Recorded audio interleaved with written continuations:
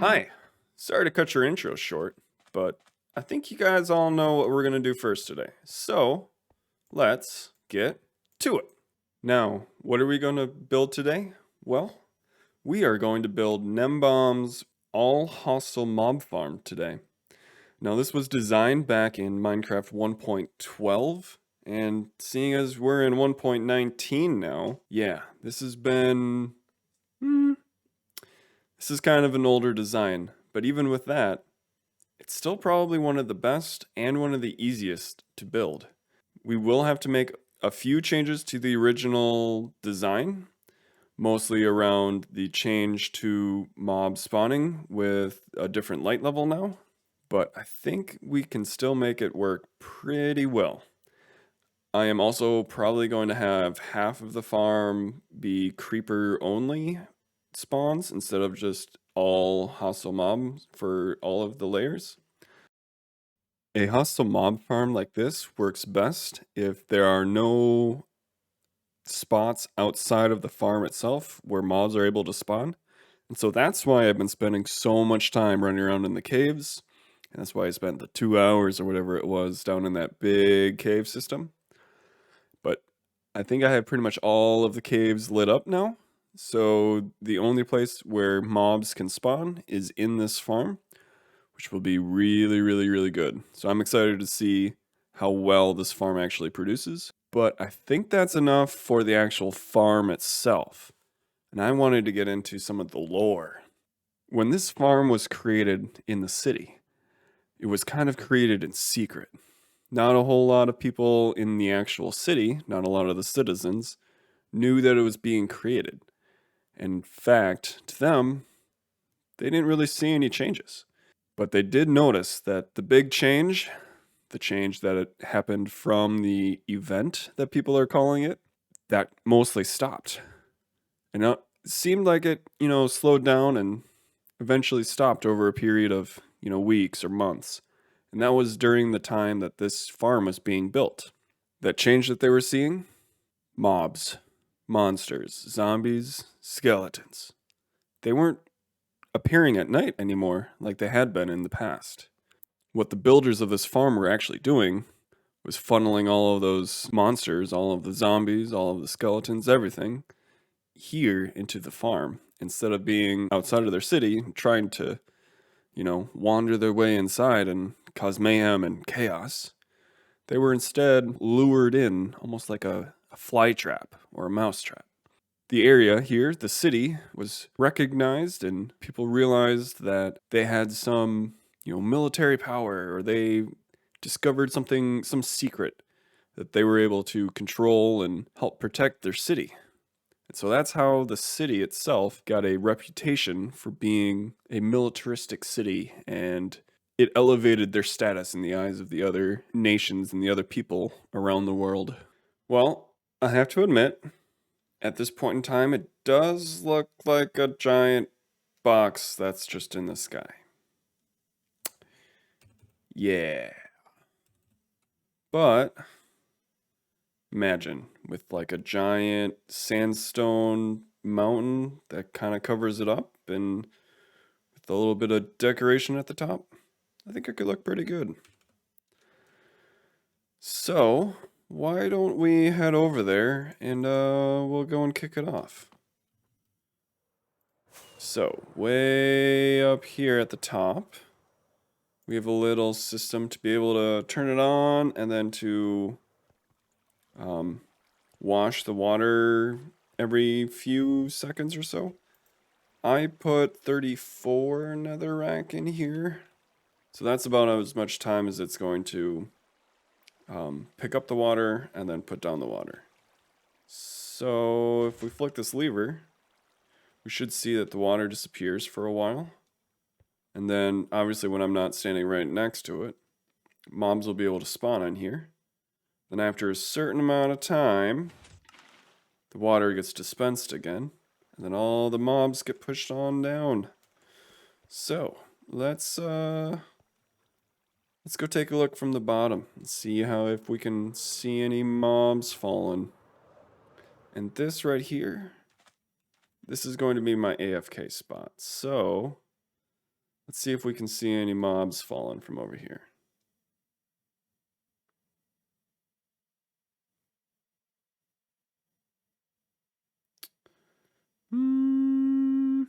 And holy cow, there goes a bunch. And most of them are dying. Very nice. So, I think that'll be very, very helpful.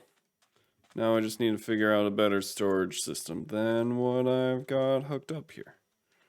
So, yeah. I might go AFK for a bit and get up a stockpile of gunpowder. And then just kind of let this run and see if there's any issues with it. Okay, I have been AFK for probably a little bit longer than I wanted to be, but let's see how full the chests are.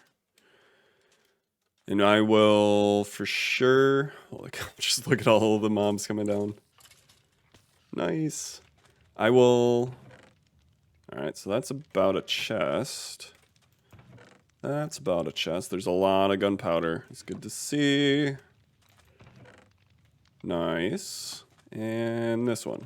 Ooh, that one's a lot fuller. You know, I think we can probably combine all of the drops into one central hopper and let it run. Or maybe into two central. I don't think we need to split it up into 4. And then we'll end up getting a filter system, kind of like what we did for the iron farm. So, I think that might be what I do next, actually. So let me grab some chests. I will move what we have here out. The chests are now mostly empty. Just a little bit of fallen after I've finished moving all of the items out.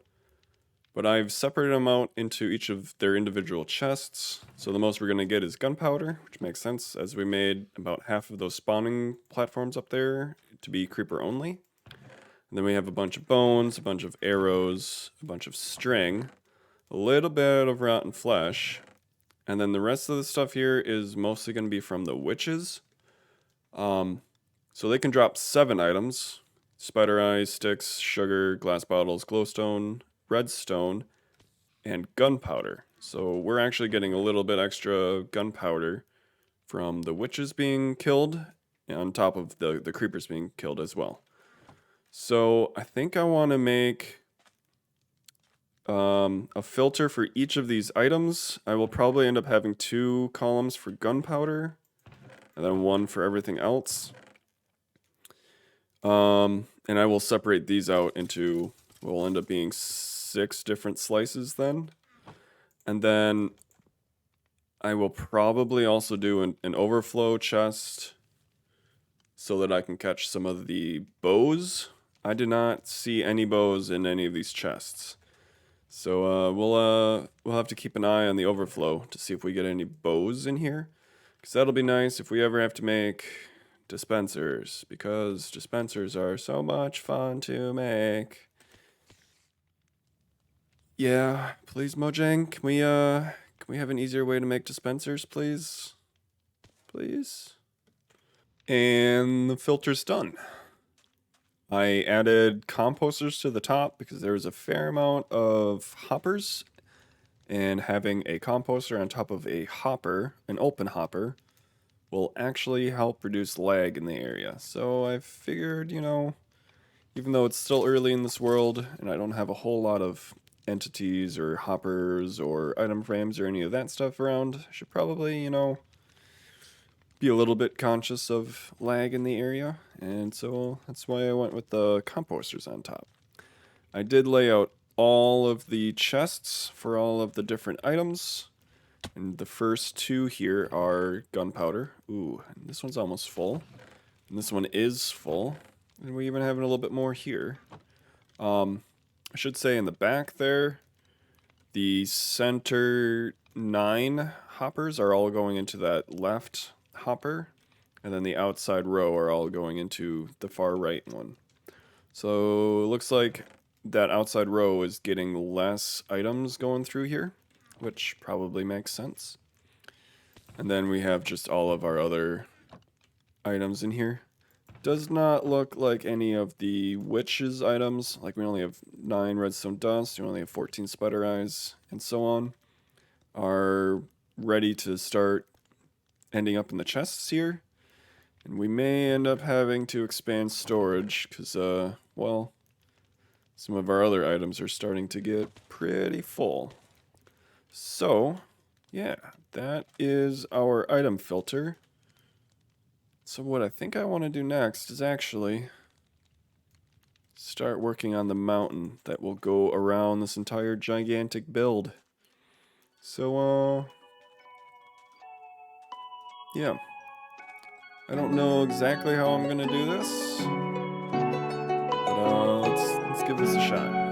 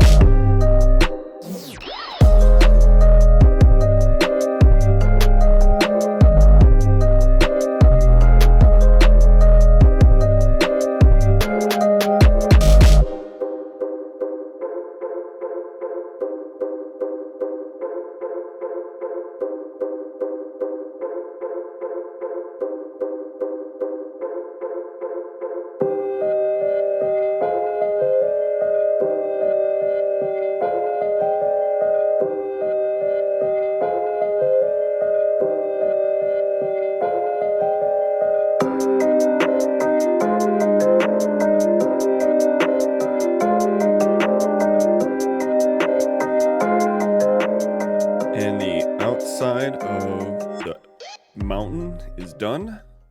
Now I do say outside because, well, yeah, I haven't done the top yet. The reason why I haven't done the top yet is because that's where the Emperor's Tower goes. So we'll figure out a way to kind of connect a nice platform up there, and then we'll have to figure out how to get some sort of a stairway going on all the way up there. And the other thing we need to do is We need to figure out a way in, because currently this is my way in. Yeah. And I do want to be able to get in here, and I do want to be in here a fair amount, because I think we are going to transform this entire inside of the mountain into almost like an oasis. That's my plan. The idea is that the Emperor, or one of the leaders, has kind of hidden away this kind of almost tropical paradise in the middle of the desert inside of this mountain. So yeah, I think that'll look really, really cool. But yeah. So that is the outside of the tower. So I was having a bit of trouble figuring out what we should do next. And I don't mean that, you know, I didn't have plans, because as we can see here, we've got plenty of plans. We have a gatehouse over there, we have a bailey, we have stairs, we have a wall that I just put in, we have another watchtower over here, we have a moss farm. Like, we have plenty of projects that we want to do. But sometimes, you know, coming up with these episodes, I have trouble figuring out, all right, we did a mountain.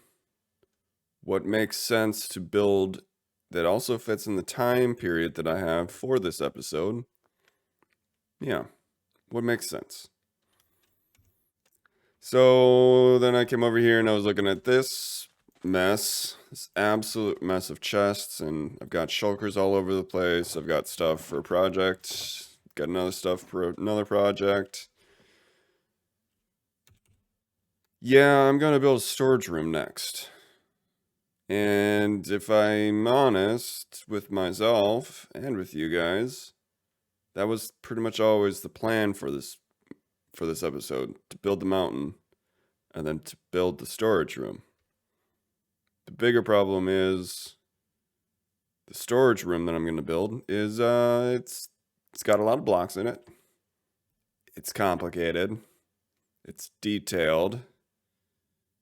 And my current method for building a really cool building, like the blacksmith in the back there, which we can't really see very well. There we go. A little bit better.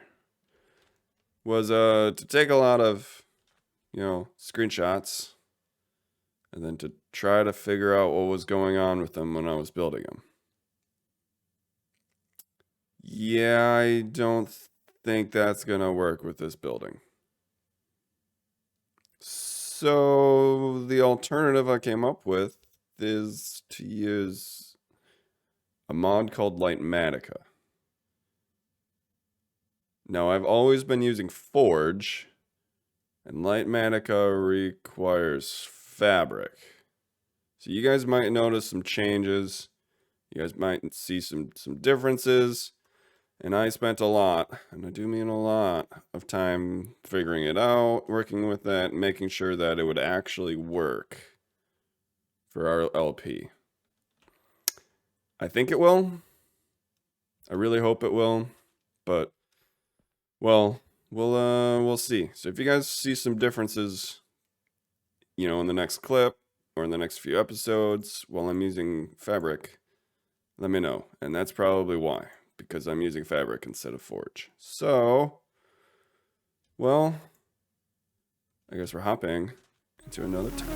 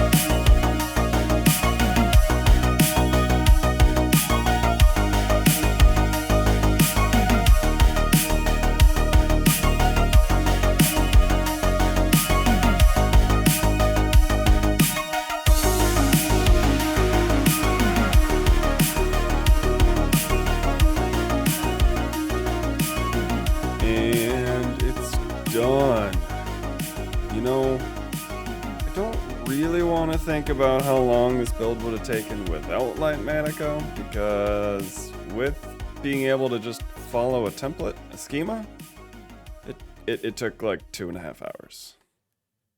Yeah, there's a lot of blocks in here. So I figured, since I spent all that much time building it, I think we should go through and, show it off and kind of explain a little bit about each of the rooms. And then I can come back here and move all this stuff over and into there and start using the actual storage room that I just built. So we start off here on the main level, and this is our Ministry of Production. And so the idea is this main level is going to be kind of the bureaucratic floor or level. And so, they always have, the dreaded sitting and waiting area. And then over here, I get very much DMV or, just sitting at the town hall, just kind of, filling out papers and, all of the really boring administrative bureaucratic stuff. And then this guy here is both our lone worker and the guy that, is in charge of dealing with all the people waiting. And yes, he is very efficient.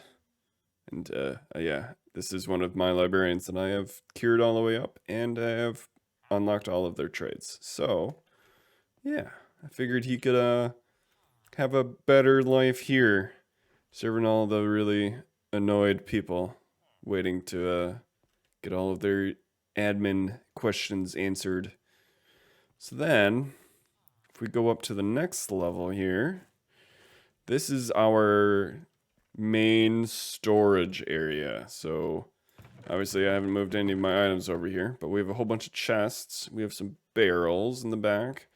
I made sure to include an ender chest in here. And then I had to try to squeeze in our composter so we can put, whatever we want to compost in the barrel up there. And then eventually we'll have bone meal down here. And made sure to throw in a few crafting tables along the way. And this platform here is for ease of access for Elytra. So, if I'm working on, say, I don't know, the moss farm over there, and I fly out and I can fly over here and I can fly, come into here and, oh, I need an item that's definitely in this chest, and then I can leave again. So that's kind of the idea here. And I use some what are these called? Fletching tables. They're called fletching tables on the walls, because I felt like they add a little bit more detail, even though they actually have no UI, no GUI, no actual use outside of giving a villager a job. Yeah. All right, so our next floor up here is dedicated to the smithing table. And oh, I did not grab any more gold armor for that armor stand. Whoops. But yeah, I figured, there was 4 different levels, shall we say, of furnaces. Our unlit furnace, our furnace that's been running for a while, but we're not adding any more fuel. Our kind of medium to, low, or maybe probably medium to high heat. And then this is our hottest fire furnace.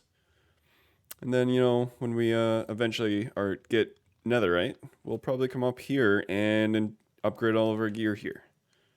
So yeah, that is, oh yeah, and then we can have some tools like an axe and a sword over here as kind of showing it off. So then if we go up a layer, this is for bulk storage. And this is going to be for sand, sandstone, smooth sandstone, and gravel, as the columns kind of indicate.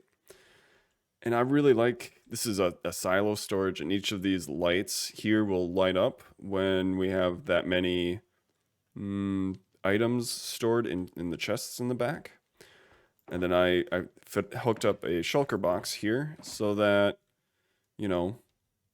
if I need a shulker full of sand. I can throw a shulker in here, and then when we actually have, you know, a shulker full of sand, it'll just fill it up. So yeah, that is that. And then this is probably the favorite level that I build out of all of them. I'm calling this the shulker explosion room. The reason being is, you know, we can come in here and grab out a whole bunch of our chests. And then I am in this mode. And we can just start laying it down. And because our floor is already so chaotic, it just kind of works. It just kind of fits in. It's just more clutter that's in here. And I think it'll work out pretty well. So yeah. And then made sure to include, you know, crafting table, furnace, anvil, ender chest. I almost forgot the stone cutter, but got the stone cutter in too.